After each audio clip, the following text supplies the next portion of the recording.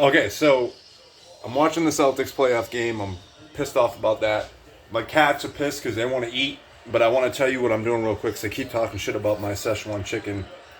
I gotta tell you what I do. All right, so basically, it's all right. So you take the chicken, you cut them up into small bite-sized pieces, you cover them in cornstarch, and once you cover them in cornstarch, you can put them in a Ziploc bag or whatever. That's not important. You just gotta get it cut into small, get all the gross pieces of chicken off it, and get it cut into small size pieces, and then cover them in cornstarch. I hear you, beans.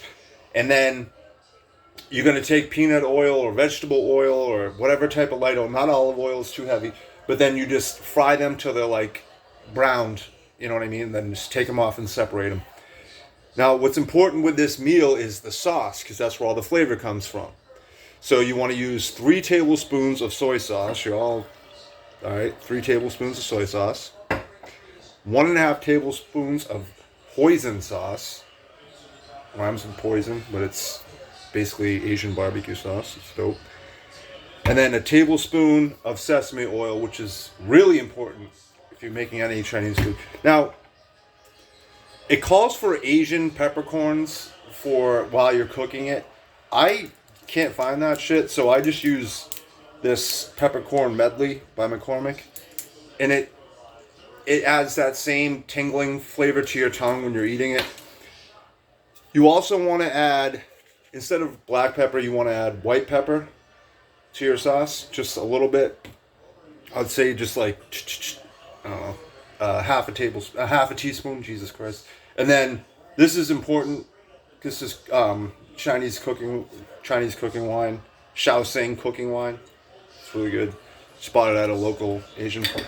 And then mirin. So you just want to add probably a teaspoon of this wine and a teaspoon of this wine. And what you'll end up getting, you cook that chicken, and then you take the chicken off when it's browned, and then you add red, green, orange, yellow peppers, whatever you want to add, onions, a little bit of garlic. I hear you, bud. And then, as soon as they start to soften, you want to add the peppercorns that I just mentioned into the pan with the vegetables, and let that cook for a minute with some garlic and some ginger, just a little bit of each, and then with that sauce I was talking about, all these liquids I was just talking about, you want to throw that in with the vegetables, and then throw the chicken back in there and just if you have a wok, that would be perfect, but basically just toss it around for a minute. It comes out perfect.